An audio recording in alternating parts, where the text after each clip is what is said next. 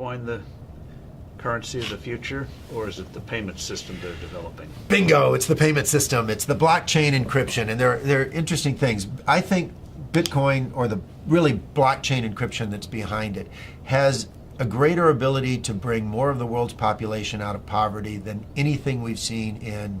Well, for one thing, it's a cheap payment system. For one thing, it's a cheap payment system, but it's more important than that. It's more important than that. Blockchain cryptography is all about digital transfer of ownership in a completely transparent and public way.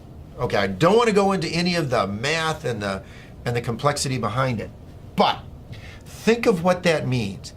That means that I can actually record ownership in public in a digital means. 50% of the world's population has a mobile phone. I read an estimate this month that in 2020, 90% of the world's population will have mobile phones. That's probably a high estimate, but that's okay. Now, $35 smartphones. but we're throwing them away, and they can ship them off to emerging markets.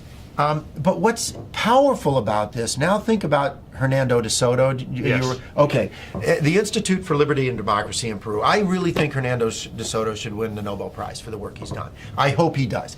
But he's gone around the world and identified one of the most powerful things to the economy and the creation of wealth, and that is the ownership of property. Which you can then use as collateral. Which you can use as collateral, and when you own it, you will develop it. You will, the best thing you can do for the environment is to own it, because when you own it, you make sure it's sustainable for your future family, and that's powerful. But they don't have the ability to own it. If you live in a shanty town, you operate outside of the legal economy. It's not that you want to operate outside of the legal economy, but you have no ownership of any property. Although in the neighborhood, everyone knows who owns what. And once you introduce blockchain cryptography, guess what they can do? Have a public ledger of ownership and transfer that cannot be denied, because it's absolutely transparent. It's absolutely transparent. It is the means through which these individuals can get exactly what Hernando de Soto thinks they best need to bring themselves out of poverty. It is so much more profound than that, but at its very basis, it has the ability to give these individuals the right of ownership to property. And that has, more than anything else, the ability to bring them out of poverty. And I can't wait. It'll be adopted elsewhere. I mean, it's such a powerful, blockchain encryption is such a powerful tool. It'll be used by banks, it'll be used by credit card companies. It will become a standard. But what's more interesting is what it can do to poverty around the world, to eliminate poverty. But also, what does that mean, that technology mean for credit card companies and the whole payment system, crazy gobbledygook payment system we have today? Very expensive. Doesn't that blow it away? I hope so. I hope so. I mean, think about it. When there was one manufacturer of phones in the U.S., the U.S. government, what did we have? This big clunky rotary thing that sat on desks. Now, what do we have?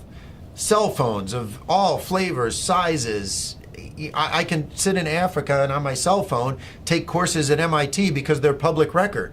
It's absolutely astounding what happens when you can actually innovate around the world and compete. And what is happening is blockchain cryptography, forget Bitcoin, creates a competitive technology, a competitive innovation that these credit card companies will have to adopt. The ones that adopt it first will bring their cost base down. And importantly, if you think about a retail store, and I have this with my kids are off in college and they go to a retail store, they use their credit card. And the credit card company costs the retailer $3 to $6. Right, because they reject the well, first the fee is high, and then they reject the transaction.